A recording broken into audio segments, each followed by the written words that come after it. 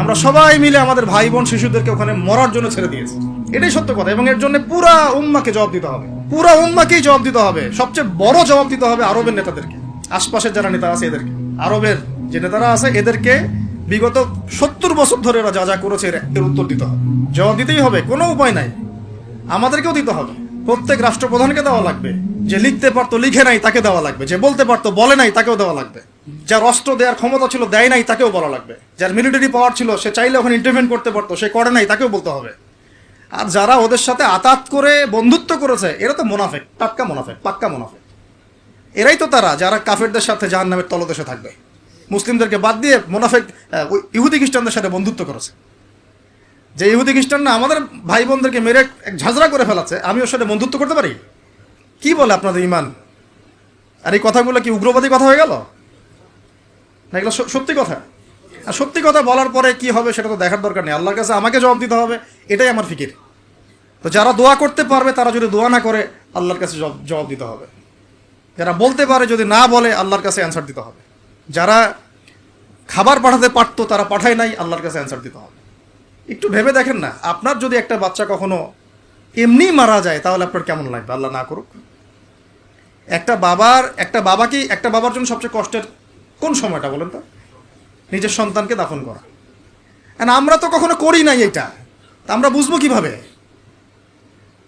যে ঘুমটাওয়ালা কিছু লোক বসে বসে অনলাইনে বলতেছে যে এগুলো ফিতনা, এটাই, ওরা কি কখনো নিজের সন্তানকে দাফন করেছে নাকি? কখনো কষ্ট স্বীকার করেছে নাকি? কখনো রিমান্ডে গিয়েছে নাকি? মায়ের খেয়েছে নাকি? কখনো জেল খাটছে নাকি? ও তো সুখে আছে, 3 বেলা খাচ্ছে দাচ্ছে, মাশাআল্লাহ, সুখে শান্তিতে জীবনযাপন। ও কি বুঝবে উম্মার কষ্ট? ও কি বুঝবে বাচ্চাদের কষ্ট, এই মা বোনদের কষ্ট? আর আমরা সর্বোচ্চ বলতে পারতেছি ব্যাস, কিন্তু সচেতনতা তো তৈরি করা দরকার। আপনার ছেলে যদি বলে ওখানে কি হচ্ছে, ওকে বলা উচিত, বাবা ওখানে কিছু শয়তান আছে, যে শয়তানগুলা আমাদের নিরীহ বাচ্চাদেরকে মেরে ফেলছে। তুমি যখন বড় হবা তোমাকে আল্লাহ পাক সামর্থ্য দিলে তুমি শয়তানগুলোকে মেরে ফেলিয়ে।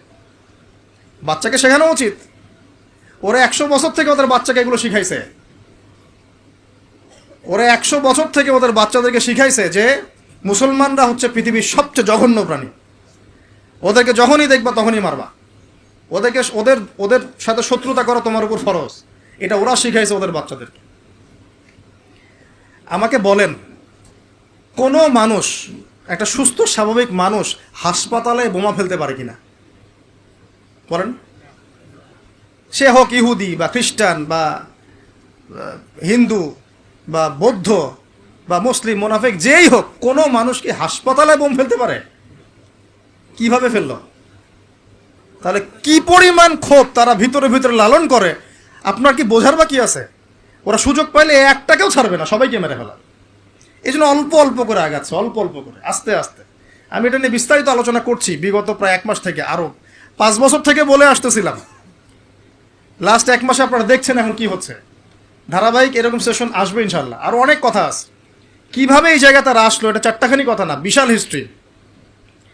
এমন অনেক সময় হয়েছে, এগুলো কিছুই না, এমন অনেক সময় হয়েছে 1 দফাতে 2.5 লক্ষ মানুষকে মেরেছে তারা ওই জায়গাতে, 1 দফাতে। 1940 সালের কথা বলছি, এক্স্যাক্টলি 1939 সালের জুলাইয়ের দিকের কথা, 1939 সালের দিকের কথা বলছি। ওই সময় এরা 2.5 লক্ষ মানুষকে মেরেছিল। 2.5 লক্ষ মানুষ আপনার কি মনে হয়? এভাবে যদি আমি পরিসংখ্যান দিতে থাকি এখানে আজকে 3টা-4টা বাজবে। আমার কাছে কিতাবও আছে রেডি করা, এবং ইনশাআল্লাহ আল্লাহ পাক চাইলে ওটা পাবলিশও হবে ইনশাআল্লাহ। তখন আপনারা বাসায় পড়ে নিয়েন, দেখেন কি হচ্ছে আসলে। তো মূল কথাটা হচ্ছে, ভাই আমি তো দোয়া করতে পারি, আমার তো করা উচিত, আমার ব্যথিত হওয়া উচিত, আমার কুনুতে নাজেলা পড়া উচিত। যদি আমার আরও বড় সামর্থ্য থাকতো অ্যাটলিস্ট ওখানে ত্রাণ পৌঁছানো উচিত ছিল, বা আরও যদি বড় ক্ষমতা আল্লাহ পাক আমাকে দিতেন তাহলে ওদের মুখের সামনে বলা উচিত ছিল এটা অন্যায়, জুলুম, এর প্রতিবাদে আমরা জাতিগতভাবে পাশে আছি ফিলিস্তিনিদের, এবং মুসলিম রাষ্ট্রগুলোর ঐক্যবদ্ধ হয়ে একটা ফোরাম গঠন করা উচিত ছিল এদের বিরুদ্ধে। কিসের শান্তি চুক্তি আর কিসের নেগোসিয়েশন? কোনো কথা আর বাকি আছে? এদের সাথে একটা ভাষাই বাকি আছে এখন, অস্ত্রের ভাষা, যুদ্ধের ভাষা। একটা ভাষাতেই কথা বলা বাকি আছে, আর কোনো ভাষাই নেই এদের সাথে কথা বলার। তুমি হাসপাতালে বোম ফেলে 600টা মুসলিম বাচ্চাকে হত্যা করে ফেলছো, তোমার সাথে কিসের কথা? একটা কথাই হতে পারে, সেটা হলো যুদ্ধের ভাষা, অথবা এই পুরো ভূমি থেকে তোমরা চলে যাবা পশ্চিমে। এটাই ছিল আমাদের ভাষা। কিন্তু বিগত ৭৫ বছর ধরে আমরা এগুলো করতে পারি না। একটা দুইটা বছর না রে ভাই, ৭৫ বছর ধরে আমরা এগুলো করতে পারি না। তো আমি এখানে গলা ফাটায় আমার আবেগ ঝেড়েও কী লাভ হবে তাও জানি না। অ্যাটলিস্ট আমরা আমাদের জবাবটা তো আল্লাহর কাছে দেওয়া লাগবে। আল্লাহ পাক আপনার অপারগতাও জানেন, আপনার সামর্থ্য সীমাও জানেন। আল্লাহ পাক দেখবেন এর মধ্যে থেকে আপনি কি করেছেন, দেখবেন কি না। তো এখন ভাই আমাদের কি এইসব মোবাইল, সেলফি, হাবি জাবি এগুলোই জীবন, না আমাদের কি চিন্তা করতে হবে একটু? তো চিন্তা করতে গেলে প্রথম সলিউশন পড়াশোনা করতে হবে, কোরআন পড়তে হবে। যে যাই বলুক কোরআন পড়লেই হয়ে যাবে, সেই হয়ে যাবে, সব কথা বাদ দেন, আপনি কোরআন পড়েন। যে যাই বলুক না কেন, আপনি কোরআন পড়তেই হবে, আপনাকে এর অনুবাদ আপনাকে পড়তেই হবে, তাফসির আপনাকে ঘাটতেই হবে, পাশাপাশি নবীর হাদিসগুলো আপনাকে পড়তে হবে। অবশ্যই কোনো না কোনো আলেমের সোহবতে থাকতে হবে। উদ্বাস্তুর মতো জীবনযাপন করবেন না এই 10 জন 20 জন সার্কেল নিয়ে। ওলামায়ে কেরামদের মধ্যে যারা হক্কানি ওলামায়ে কেরাম, তাদের কাছে এসে পরামর্শ করে চলাফেরা করবেন, যাতে আপনি বিভ্রান্তির শিকার না হন, পরামর্শ করতে পারেন। বাংলাদেশে কি আলেম ওলামার অভাব আছে? যত তাদের মধ্যে বিভক্তি থাক, যতই তারা একে অপরের সাথে কলুশনে থাক না কেন, যত দল থাক, তারপরেও আপনি ওলামায়ে কেরামের সাথেই থাকবেন। এবং হকপন্থী চিনে নেবেন। হকপন্থী আর মুনাফেক চেনার সবচেয়ে উপযুক্ত সময় কোনটা সেটাও বলে দিই। হকপন্থী ওলামায়ে কেরাম আর মুনাফেক যারা মুসলিম উম্মার ভিতরে কাজ করছে আমাদের মতো লেবাস পোশাকে, এটা চেনার, ফাইন্ড আউট করার সবচেয়ে শ্রেষ্ঠ সময় হচ্ছে উম্মার এই সংকটপূর্ণ সময়গুলা। উম্মার উপর যখন কোনো বিপদ আপদ, বালা মুসিবত, সংকট আসবে, আপনি এমনি বুঝতে পারবেন কারা মুনাফেক কারা হকের উপর আছে, যদি আপনার বিবেক থেকে থাকে, আপনার বুঝ থেকে থাকে। এরপরেও যদি না চিনতে পারেন, আপনি দাজ্জাল, অন্ধ, আপনি দাজ্জালের মতো এক চোখ অন্ধ। এই মাজলুমদের বিপক্ষেও বহু আলেম কথা বলে নাই বাংলাদেশে, বলে নাই? তা আপনাকে আমি আর কিভাবে চিনাবো, কিভাবে চোখে আঙ্গুল দিয়ে চিনাবো যে আসলে কারা হকপন্থী কারা বাতিলপন্থী? এইটুকু তো আপনার দায়িত্ব চেনার। কিভাবে এভাবে তাদের সাথে আপনি নিজের জীবনটা নষ্ট করে ফেলতেছেন? সুবহানাল্লাহ। আল্লাহ পাক আপনাদেরকে হেফাজত করুন, সঠিক পথে রাখুন, ওলামায়ে কেরামের সোহবতে থাকবেন, হকপন্থী ওলামায়ে কেরাম। আর ভাই প্রতিদিন যে সুন্নাহগুলো আছে এগুলো আমল করেন, নিজের উপর একটা সংশোধন নিয়ে আসেন। আল্লাহ পাক ততক্ষণ পর্যন্ত আমাদেরকে বিজয় দিবেন না যতক্ষণ না আমরা পরিপূর্ণ ইসলামে প্রবেশ করতেছি। আর পরিপূর্ণ ইসলাম মানে কি শুধু জুমার নামাজ পড়া, শুধু ঈদের নামাজ পড়া?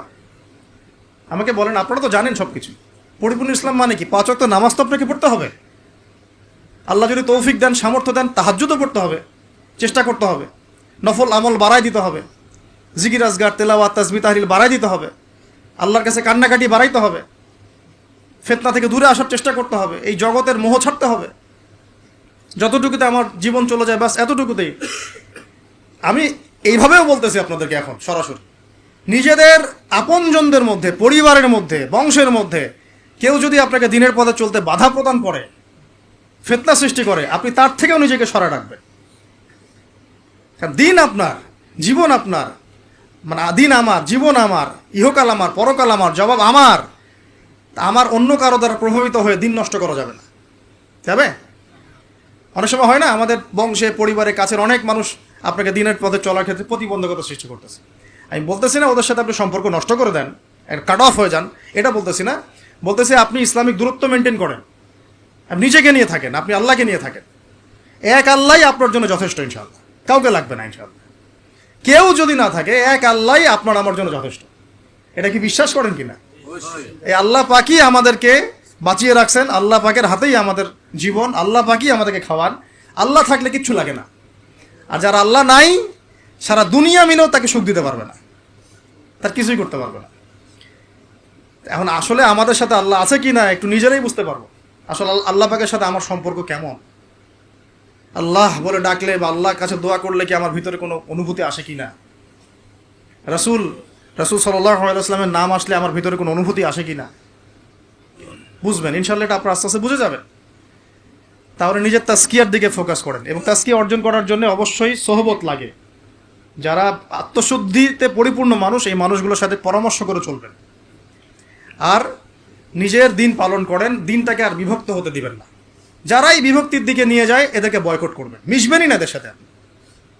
বরং আমি বলছি, বাংলাদেশে এমনিই তো শত শত দল হয়ে গেছে, এখন আপনি নিউট্রাল থাকবেন, নিজেকে বায়াসড করবেন না, নিউট্রাল থাকবেন। নিউট্রাল মানে নিরপেক্ষ। নিরপেক্ষ থেকে আপনি দেখবেন যে আসলে কার মধ্যে হকটা বেশি আছে। এরপর আপনার বুঝ অনুযায়ী কোরআন সুন্নাহর সাথে মিলিয়ে ওলামায়ে কেরামের পরামর্শে যেদিকে তারা আপনাকে হেদায়েতের পথে নিয়ে যাবেন সেই পথে আপনি চলেন, ইনশাআল্লাহ আপনি ঠিক পথে থাকবেন। এই জন্য আমি একা একা থাকতে নিষেধ করি। ওলামায়ে কেরামদের সাথে পরামর্শ করে চলবেন এবং ঐক্যবদ্ধ জীবনযাপন করবেন। আর কিছু ভাইয়ের মধ্যে যদি খারাপ কিছু থাকে তাদেরকে একদম আন্ডার এস্টিমেট করে ধুয়ে রেখে দেওয়ার দরকার নেই। কারণ যার মধ্যে খারাপ কিছু আছে ওর মধ্যে ভালোও কিছু আছে। খোলা মনে ভালোগুলো নিয়ে নেবেন, খারাপগুলো আপনি ছেড়ে দিবেন। এখন বলতে পারে আপনি কিভাবে বুঝবেন ভালো কোনটা খারাপ কোনটা? নিজে পড়বেন, নিজে জ্ঞান অর্জন করবেন, আল্লাহ পাক বিবেক দিয়েছেন, বোঝার চেষ্টা করবেন এবং আলেমদের সাথে পরামর্শ করবেন, ব্যাস। আল্লাহ পাক এরপরে আপনাকে যে পথে নিয়ে যাবেন ইনশাআল্লাহ সেই পথে আপনি চলবেন, উম্মার বিভক্তি বাড়াবেন না। এরপরে যখন অর্থনীতির মধ্যে ঢুকবেন, ব্যবসা বাণিজ্য, রিজিক, চাকরি বাকরি, জান চলে গেলেও হারাম খাবেন না ইনশাআল্লাহ। আল্লাহ পাক তৌফিক দান করে, আপনাকে তৌফিক দেখ, আমাকেও তৌফিক দান করে।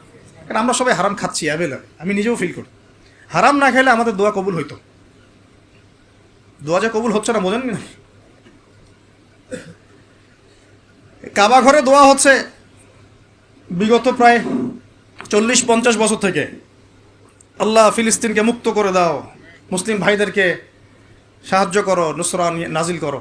আপনি দোয়ার কি বরকত দেখতে পারতেছেন? দোয়ার কি ইম্প্যাক্ট পড়তেছে? রিজিক হারাম, রিজিক অনেক সময় হারাম হয়ে যাচ্ছে আমাদের। এমনকি হজের মতো মৌসুমে, উমরার মতো মৌসুমে আমরা যে গোশতগুলো খাচ্ছি বাইরে, এগুলো যে কতটুকু আল্লাহর নামে জবাই করছে আল্লাহ ভালো জানে। ভাবতে হবে তো, এগুলা পারতেছি না। আমি সত্যি বলতেছি যে আমরা হালাল খাইতেও পারতেছি না মনে হয়।